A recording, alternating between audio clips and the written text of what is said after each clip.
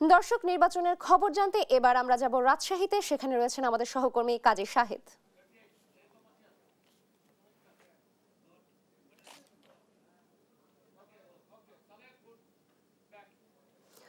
শাহেদ, আপনি জানাবেন রাজশাহীতে ভোট গ্রহণ কেমন চলছে এবং নিরাপত্তা ব্যবস্থা নিয়ে কোনো অভিযোগ আছে কিনা ভোটারদের?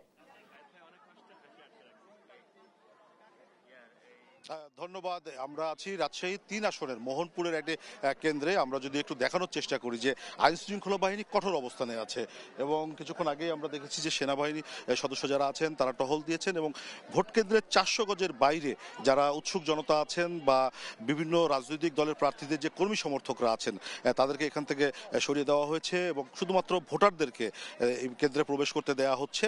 এবং বলা যায় যে একটা শান্তিপূর্ণ পরিবেশে এখন পর্যন্ত রাজশাহীর সবগুলো কেন্দ্রেই ভোট গ্রহণ চলছে। কোথাও তেমন অপ্রীতিকর ঘটনার খবর পাওয়া যায়নি। শুধুমাত্র রাজশাহীর ৫ আসনের যে কেন্দ্রটি আছে বানেশ্বরের, সেখানে একজন প্রার্থীর সমর্থকরা টাকা বিলি করছেন এমন অভিযোগে সেখানে কিছু ধাওয়া পাল্টা দেওয়া হচ্ছে। এছাড়া কোথাও কোনো ঘটনা ঘটেনি। বলা যায় যে একটা শান্তিপূর্ণ পরিবেশে ভোট গ্রহণ চলছে এবং আইন শৃঙ্খলা বাহিনীর সদস্যরা সেখানে কঠোর অবস্থান নিয়েছেন। আমরা যদি দেখি যে যারা এখানে ভোট দিয়ে আসছেন, আমরা তাদের কাছ থেকেও একটু জানতে চাই। একটু আপনার কাছ থেকে জানতে চাই, ভোট দিলেন, কেমন লাগছে? ভোটের কোনো সমস্যা হয়েছে কিনা? না, কোনো সমস্যা হয়নি, খুবই ভালো লাগছে। প্রথম ভোট দিলাম, খুব আনন্দ পাইছি, খুব ভালো হয়েছে। কোথাও কি বাধা টাধা দিছে কেউ ভোট দিতে? না না না, ভালোভাবে দিছি। কয়টা ভোট দিলেন?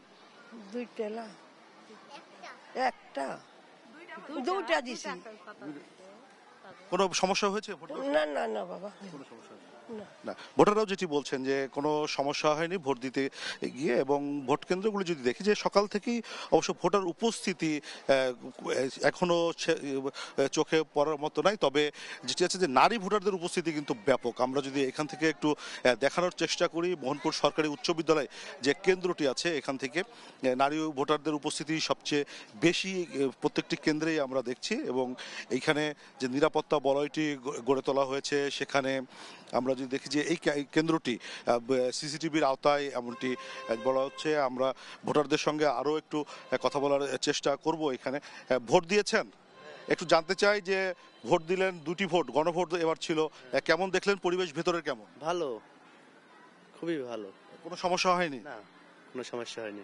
আচ্ছা, কোনো সমস্যা হয়নি। ভোটাররা যেটি বলছেন যে কোনো সমস্যা হয়নি, তারা তাদের ভোটাধিকার প্রয়োগ করেছেন শান্তিপূর্ণভাবেই। এবং রাজশাহীতে এবার যদি আমরা দেখতে পাই যে রাজশাহীর ৬টি যে সংসদীয় আসন আছে সবগুলো আসনেই সকাল 7:30 থেকে ভোট গ্রহণ শুরু হয়েছে এবং চলবে বিকেল 4:30 পর্যন্ত একটানা।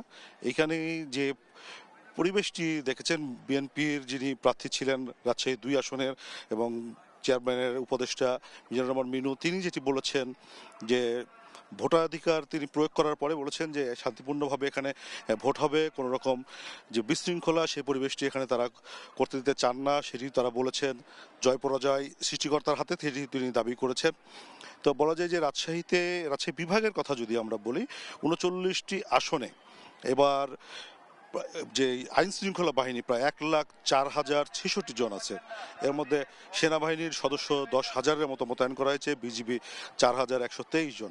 আমরা যদি এই কেন্দ্রটিকে একটু দেখানোর চেষ্টা করি, এখান থেকে একেবারে নারী ভোটারদের যে উপস্থিতি সেটি একেবারে সরব উপস্থিতি বলা যায়। যে দীর্ঘ লাইনে দাঁড়িয়ে নারীরা এখানে ভোট দেওয়ার জন্য অপেক্ষা করছেন।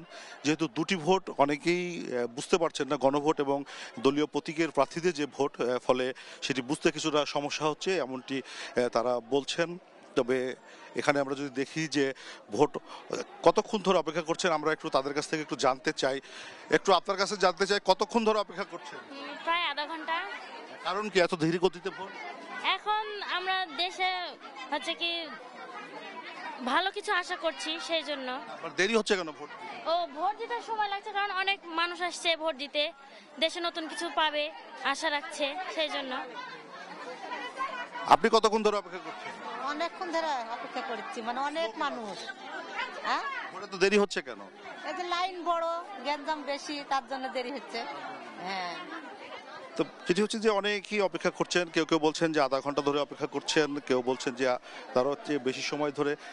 কতক্ষণ ধরে অপেক্ষা করছেন এখানে ভোট দিতে এসে? মেলাক্ষণ থেকে। তাও কতক্ষণ হবে?